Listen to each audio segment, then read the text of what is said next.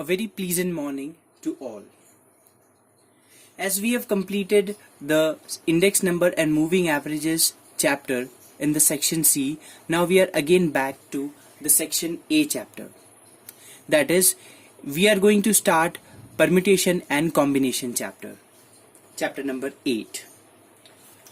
So let me explain you the definition of permutation and combination first, the general understanding of this chapter. So the definition or the general definition of both can be given as permutation and combinations means the number of selecting the ways or the number of the different ways of arranging and selecting the objects in the wide variety of the situations. With this, I would like to give one example for this one. Suppose you have a suitcase with a number lock. This example I'm taking from your book, which is a very good example. So let us understand with that what I said. If you have a briefcase which has some number lock, you went to a party, say for example, okay, and unfortunately there you forgot the password. Let us take the password of that briefcase be a 3-digit passcode, okay, which can take 0 to 9. All these places can take 0 to 9 digits. Now all your friends, all your relatives are waiting for you, and you need to dress up and go for the reception. Okay, so now what options you have? The first option, go as it is, whatever you have wore, you have to go with that. So sorry, the situation I haven't given you, you forgot the password of that particular briefcase. Now what you will do? You have two options. The first option, as I said, you have to go as it is, what you have wore. The second option is you have to draw some different ways or ways of arranging it. If you could remember, it is very good that you remembered and you open and you dressed up. Now the second option, which I said, that the question arises that how many arrangements you have to check to open that particular lock. Okay, so as I said, all 0 to 9 can come, so you have 10 digits here, similarly 10 digits here, and similarly 10 digits here. If you take one digit from here, you need to test for this one and this one. Again, if you take the second digit, this one and this one. So similarly 10 into 10 into 10. How much arrangements you have to do here? 1000.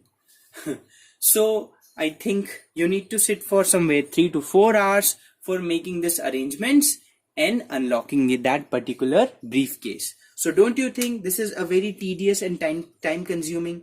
So such type of arrangements, such type of selecting the things, arranging the things, this is what we are going to see. See, in this chapter there is no solution that how can we just this is what I explained you, that how many ways you have to do. You need to do 1000 ways for unlocking this passcode. Okay, there is no solution of unlocking the briefcase and all. Okay, it is the way I'm explaining you, that it is the technique which will be helpful in determining the number of different ways of arranging and selecting the objects. Okay, so this is what I've given you a practical sense that we will be seeing in this chapter. Okay, so with this, let us start the chapter, and the very first topic is called the factorial notation. So factorial notation, I guess you are familiar with in the 10th class in the computer subject. I think you would have seen this. What is factorial notation? So if you have n could be a whole number, this is how we denote factorial, and this is also how we denote factorial. So the continued product of the first n natural number is called n factorial or the factorial n. Okay, so we read as n factorial or factorial n. Depending on you, if you want to use this sign, you can use, and if you want to use this, you can go with this one. So taking one example, let me explain you. Say for example, if I need to find the factorial of 5, so this will be the continued preceding product of this particular number. So 5 into 4 into 3 into 2 into 1. So you need to multiply this in the preceding till 1. Okay, say for example 6 factorial. So 6 into 5 into 4 into 3 into 2 into 1. Similarly, can we draw for the n factorial? First of all, 6. So we write 6. So n, then n minus 1, then n minus 2, then n minus 3, and so on up to we have to go to till we get 1 as a answer. So this is called the factorial notation. So your first exercise is concerned with this only. Okay, so let me tell you, 0 factorial is 1. Okay, because 0 factorial makes no sense. So however we define 0 factorial equal to 1, so it will be clear from the subsequent work why we make this conventions. Okay, don't worry. Now here n cannot be negative, it cannot be fraction for now. After in higher studies, you will see that a factorial of fractions are also possible. Okay, and till now we don't have such situation. Okay, so n should be a positive number, it should be a positive integers, we can say. It should not be a negative integer. Okay, all right, now let us see the first exercise now. So as I told you, 8.1 exercise is concerned with the problems which are based on factorial notations.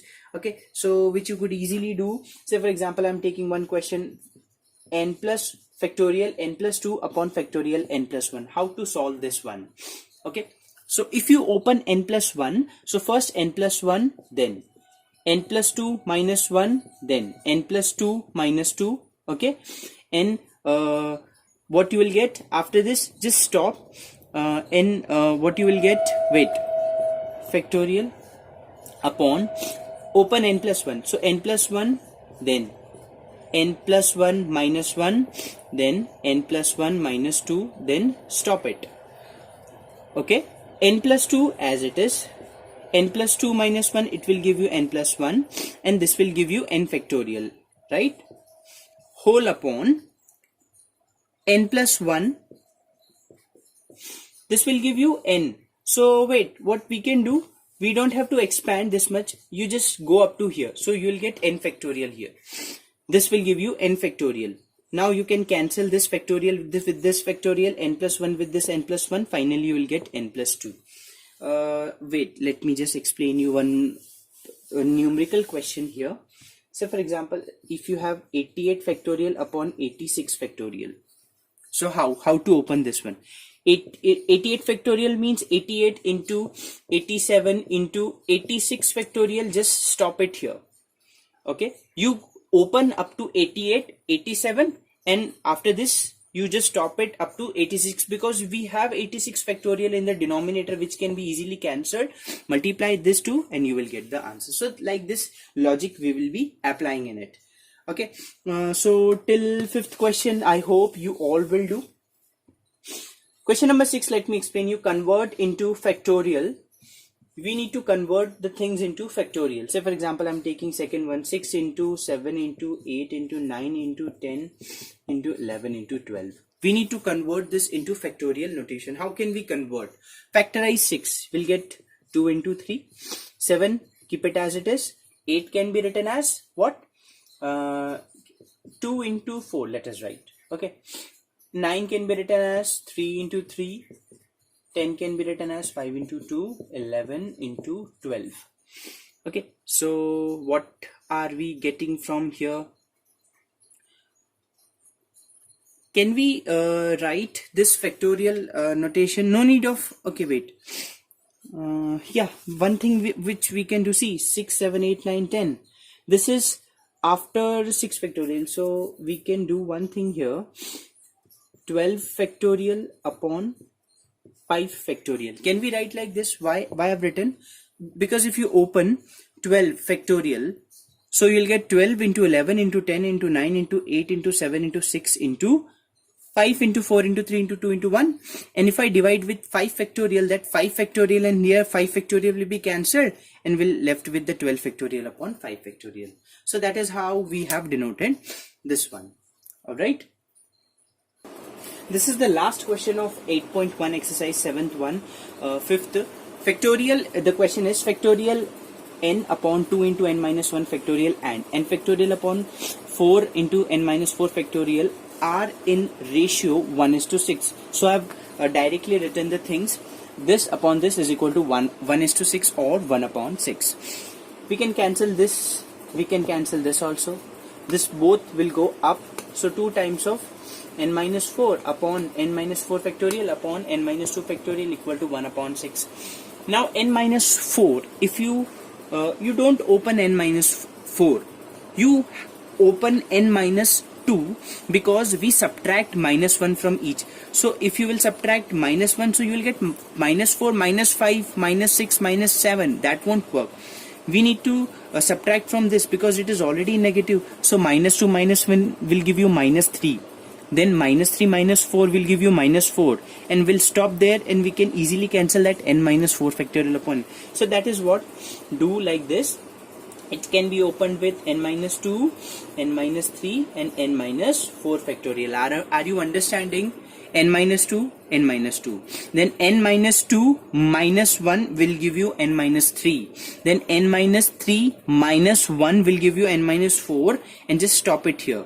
Okay, as this is, they both are same, so we have cancelled here like this. Take 6 that side, so 12 is equal to, and this one that side, n minus 2, n minus 3. Now from here you will get a quadratic equation. So solve it and get the value of n from here. Okay. So dear students, here comes the very important topic, that is fundamental principle of counting.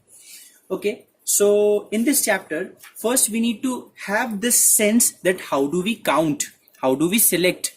How do we make the numbers sets? So like that we need this general sense, which is very important exercise. Okay, so because it will create an idea that how you have to make the selections. Okay, so with the example, let me take example and I'll understand. If you have 3 shirts and 2 jeans, so in how many ways you can dress up? Very practical question. All right. So let us make a tree diagram. We have 3 shirts and 2 jeanses. Okay. So what are the number of ways? Say for example,